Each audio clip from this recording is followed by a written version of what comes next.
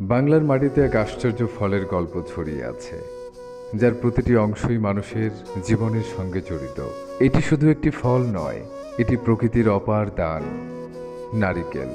হাজার বছর আগে দক্ষিণ পূর্ব এশিয়ার উপকূলে জন্মেছিল নারিকেল গাছ।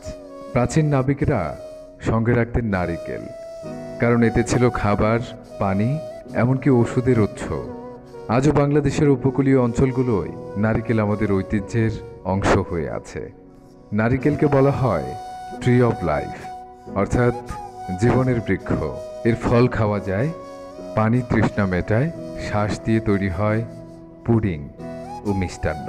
এর তেল চুল ও ত্বকের যত্নে অপরিহার্য, আর খোল দিয়ে বানানো হয় নানা হস্তশিল্প।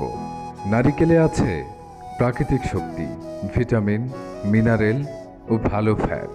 এটি মস্তিষ্ককে সক্রিয় রাখে, হৃদযন্ত্র রক্ষা করে, ক্লান্তি দূর করে।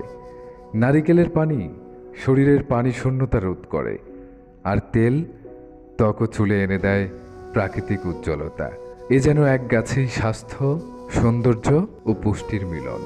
আর যখন নারিকেলের শ্বাস মিশে যায় দুধ ও মিষ্টতার সঙ্গে, তখন জন্ম নেয় এক অসাধারণ খাবার, নারিকেলের পুডিং। হালকা, পুষ্টিকর এবং অদ্ভুত মোলায়েম।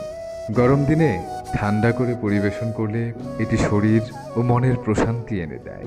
নারকেল শুধু একটি ফল নয়, এটি আমাদের সংস্কৃতি, স্বাস্থ্য ও জীবনযাপনের অংশ।